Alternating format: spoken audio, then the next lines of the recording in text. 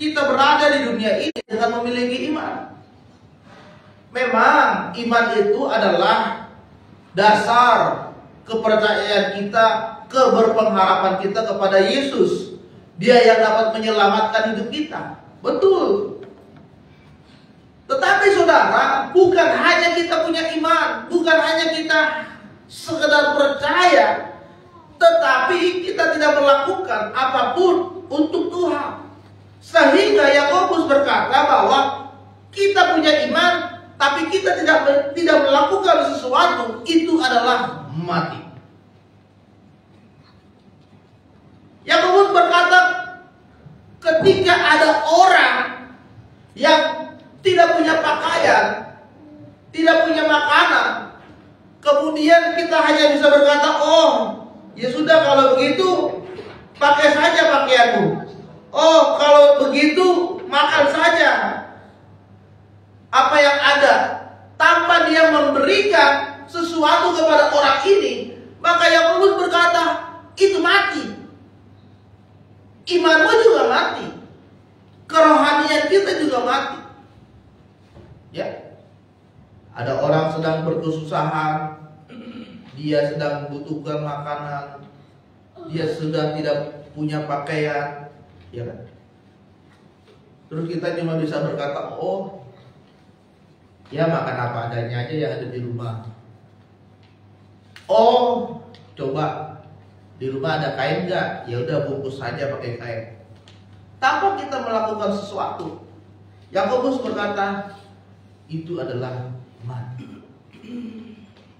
Jadi hari ini saudara, kita ingin dikuatkan oleh firman Tuhan bahwa bukan hanya sekedar percaya kepada Yesus, tapi kita juga harus melakukan sesuatu kepada Tuhan, membuktikan dan menunjukkan bahwa kita benar-benar percaya kepada Dia. Ketika Abraham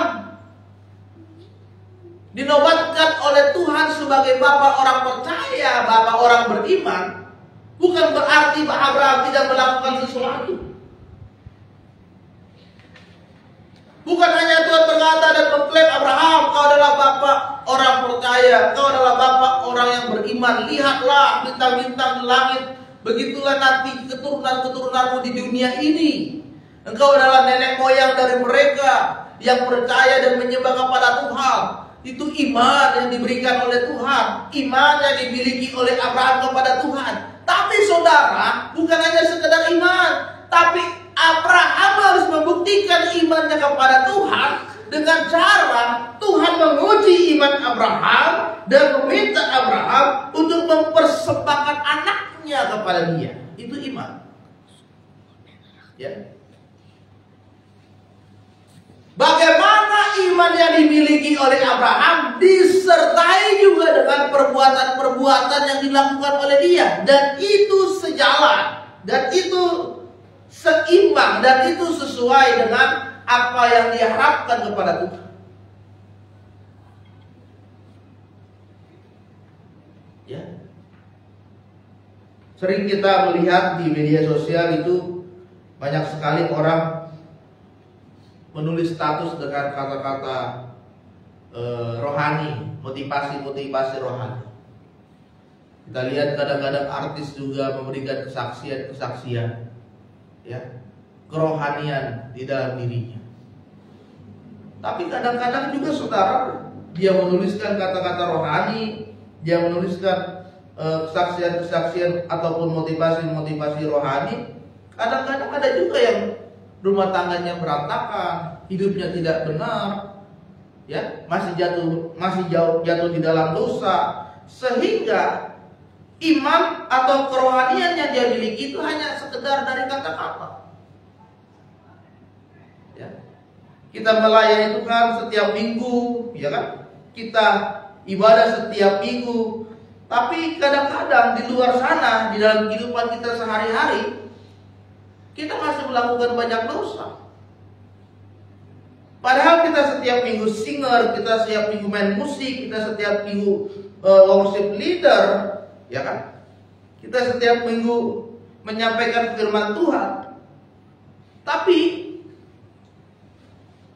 Setiap hari kita juga melakukan dosa. Makanya Yakobus berkata, keselamatan itu bukan hanya sekedar percaya, tapi harus ada tindakan yang kita lakukan untuk Tuhan. Bagaimana supaya kita bisa melihat ada buah yang kita hasilkan kepada Tuhan? Karena di dalam Matius 7 ayat 16 berkata, dari buahnya lah kamu akan mengenal mereka. Dapatkah orang memetik anggur dari sulak duri atau buah ara dari rumput duri? Dengan demikian juga pohon yang baik menghasilkan buah yang baik. Pohon yang tidak baik akan menghasilkan buah yang tidak baik. Hidup saudara saat ini dengan iman yang kau miliki kepada Yesus sudah menghasilkan buah yang mana? Apakah buahmu sudah kau hasilkan buah yang baik? Ataukah buah yang kau hasilkan adalah buah semak duri, berakar, beracun, menyiksa banyak orang, merugikan banyak orang? Ataukah kau adalah buah ara yang buahnya bisa dinikmati oleh banyak orang? Dan orang akan mengagumi buah itu dan berkata, wah, buah ini sangat manis, buah ini sangat bagus, buah ini sangat baik. Iman harus ada perbuatan, dan perbuatan itu akan menghasilkan buah dalam hidup saudara saat ini. Tidak mungkin orang yang hidupnya berada di dalam kekudusan tidak menghasilkan buah yang baik. Nggak mungkin. Kalau hidupnya benar, dia berada dalam kekudusan, dia berada hidup yang dekat dengan Tuhan, dia akan menghasilkan buah yang baik. Tapi kalau hidupnya jauh dari Tuhan, hidupnya selalu berada di dalam dosa, hidupnya selalu mendukakan Tuhan, dia pasti akan menghasilkan buah yang tidak baik. Ya, dia pasti menghasilkan buah yang tidak baik. Oleh sebab itu, hari ini kita mau belajar, saudara, bersama-sama apa yang harus kita lakukan supaya iman kita bertumbuh dalam setiap perbuatan kita. Yang pertama, kita harus mengalami perubahan dan karakter, sikap, dan hidup. Harus mengalami perubahan karakter dan sikap hidup kita. Ya. Di dalam Roma 12 ayat 2 berkata, janganlah kamu menjadi serupa dengan dunia ini, tetapi berubahlah oleh pembaharuan budimu. Budi itu adalah cara berpikir. Pertama kali yang harus kita ubah, sebelum kita mengubah hidup kita secara keseluruhan, kita harus mengubah cara berpikir kita. Mindset kita itu harus kita ubah.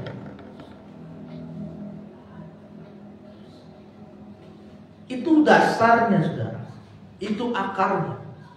Kalau kita tidak bisa merubah mindset kita tidak bisa merubah cara berpikir kita tetap saja akan kembali ke kehidupan kita yang lama. Ya. Misalkan dia adalah seorang pecandu narkoba. Ya. Dia seorang pecandu narkoba, pemakai narkoba. Dia sudah direhabilitasi, ya. Dia sudah diobati.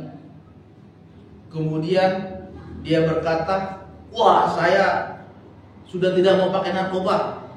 Saya berhenti pakai narkoba. Pokoknya apapun saya harus berhenti. Beberapa bulan kemudian dia bertemu dengan teman-temannya yang juga pemakai narkoba. Kemudian ditawarkan kembali pakai narkoba. Akhirnya dia jatuh. Dia masuk lagi ke dalam penjara. Dia direhab lagi.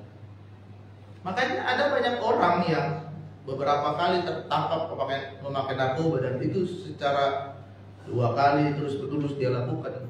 Kenapa bisa begitu? Karena cara berpikirnya, mindsetnya dia belum ubah. Cara berpikirnya dia belum ganti. Sehingga saudara, ketika ada orang yang menawarkan narkoba, Dan di dalam pikirannya ini masih tersimpan bahwa saya harus pakai narkoba supaya tenang, supaya rileks, supaya saya bisa mengatasi masalah. Saya harus pakai. Akhirnya dia pakai lagi. Cara berpikir kita belum kita rubah, sehingga kita tidak bisa melakukan sesuatu yang benar untuk Tuhan. Hanya sekedar di mulut, tapi tidak sampai ke pikiran. Oleh sebab itu saudara, harus kita rubah dulu cara berpikirnya. Apa yang harus kita rubah? Yang kau pikirkan saat ini itu apa? Yang kita pikirkan Tuhan. Di dalam pikiranmu tanamkan selalu bahwa Tuhan, saya harus hidup memuliakan Tuhan. Itu yang pertama. Ketika kita mengubah cara berpikir kita mengubah konsep berpikir kita kalau kita ingin selalu memuliakan Tuhan, maka ketika ada godaan datang yang membuat saudara jatuh dalam dosa, membuat saudara kembali kepada dosamu yang lama, kembali kepada kehidupanmu yang lama, itu semua akan terbantahkan. Semua itu tidak bisa mempengaruhi saudara karena cara berpikirmu sudah berubah. Fokusmu itu bukan lagi kepada masalahmu yang dulu. Fokusmu itu tidak lagi kepada kehidupanmu yang lama. Fokusmu itu sekarang adalah Tuhan. Bagaimana hidup kita saat ini dan ke depan nanti kita berada hidup di dalam Tuhan dan memuliakan Tuhan dalam dusta.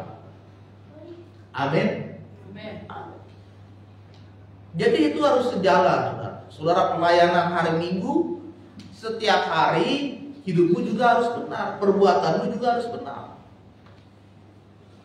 Hari Minggu gereja, Senin sampai Sabtu main judi online, mabok-mabokan, ngerokok, itu nggak benar. Ya, suka berbohong, suka menipu, suka mencuri, itu tidak benar. Hari Minggu gereja, hari lainnya itu melakukan dosa, itu tidak benar. Makanya Yakobus berkata, mati. Ya. Arti mati ini adalah gak bertumbuh. Saudara percaya kepada Yesus, tapi tidak mengalami pertumbuhan. Saudara kepada Yesus, tapi hidupmu sia-sia begitu aja. Tidak ada gunanya, tidak ada artinya, tidak ada maknanya dalam hidup saudara. Ya.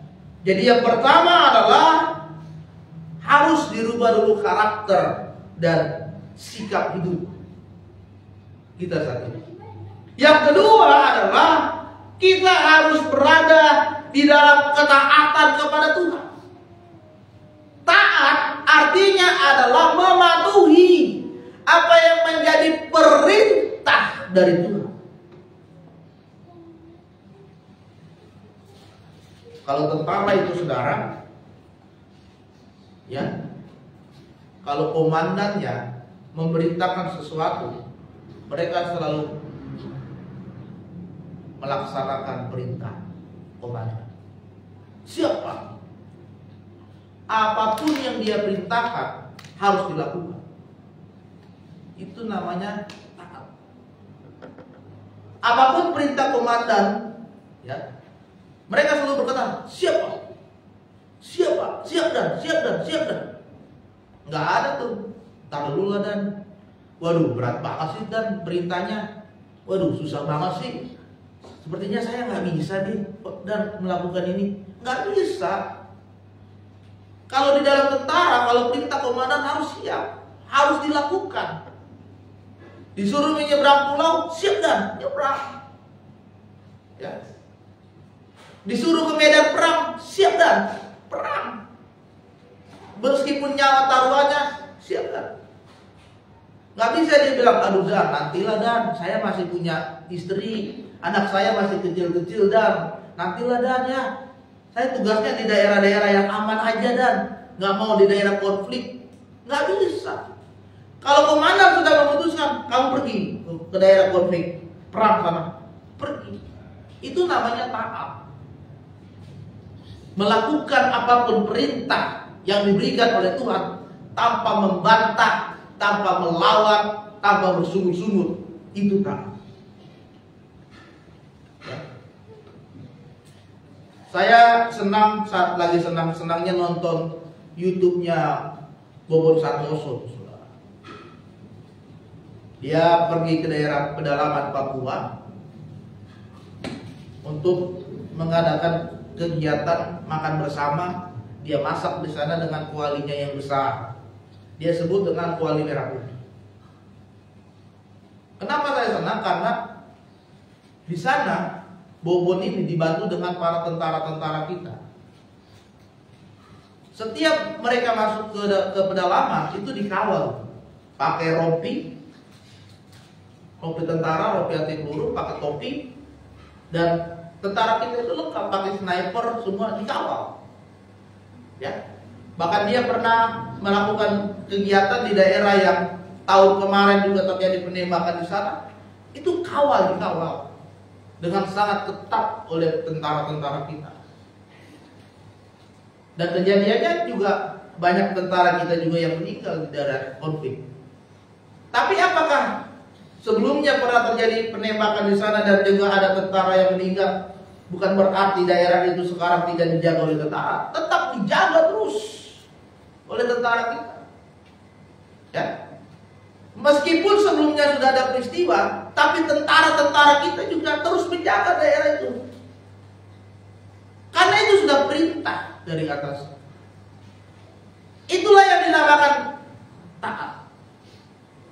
Jadi kita harus taat kepada Tuhan, melakukan apapun yang menjadi perintah Tuhan di dalam hidup saudara. Ya. Abraham memiliki ketaatan. Nuh memiliki ketaatan. Bahkan Tuhan Yesus pun memiliki ketaatan. Ketika Abraham diperintah oleh Tuhan, Abraham, ambil anakmu Ishak, bawa dan korbankanlah dia. Dia lakukan. Ketika Nuh diperintahkan oleh Tuhan, Nuh, buatlah sebuah bahtera yang besar. Aku akan menghukum dunia ini dengan air bah. Dia lakukan. Ketika Yesus melalui tugas yang diperintahkan oleh Allah Bapa dan berkata, engkau harus memberikan dirimu disalibkan untuk menebus setiap dosa manusia. Dia lakukan. Itulah yang dinamakan ketaatan. Ya. Tapi saudara, lawan dari ketaatan adalah pemberontakan. Ada banyak orang sekarang ini memberontak. Ditegur dikit oleh gembala, memberontak, nggak terima, sakit hati, nggak gereja, nggak pelayanan, pindah gereja lain. Dinasehati, nggak terima, ya.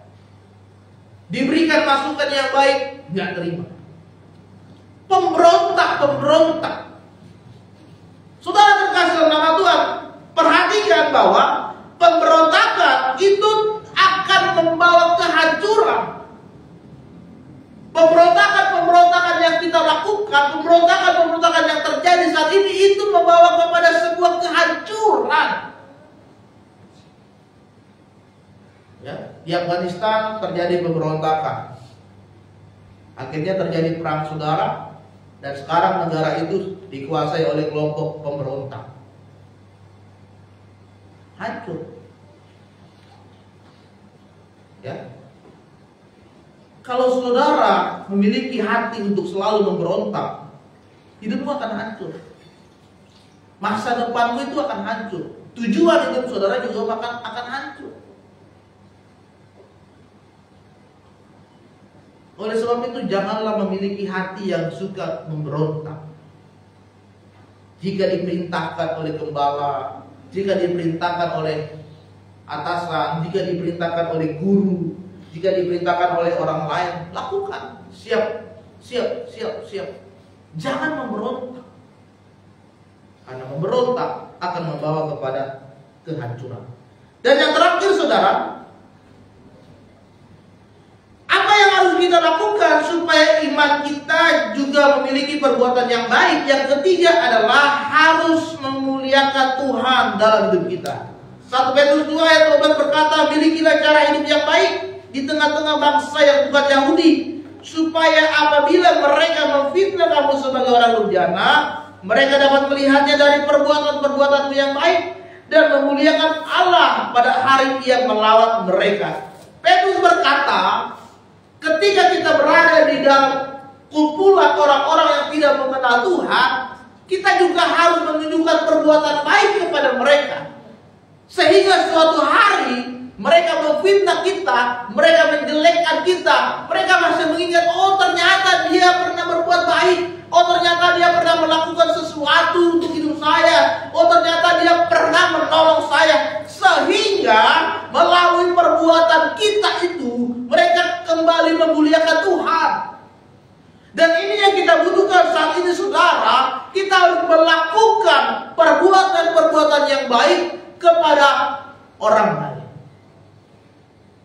Bukan hanya kepada kita sesama orang Kristen, tetapi juga kepada semua orang. Kita harus menunjukkan kasih itu kepada mereka, sehingga mereka dapat percaya dan melihat, oh ternyata dia bukan hanya sekedar Kristen.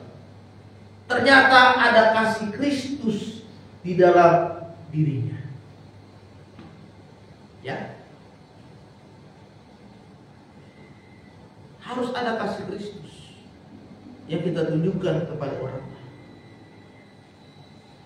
Jangan membenci, jangan memberontak, jangan menghina, jangan meledek, jangan mencaci. Tunjukkan kasih itu kepada mereka, sehingga imanmu tidak sia-sia, karena engkau sudah melakukan sesuatu kepada Tuhan dan tidak mati seperti yang Yakobus katakan.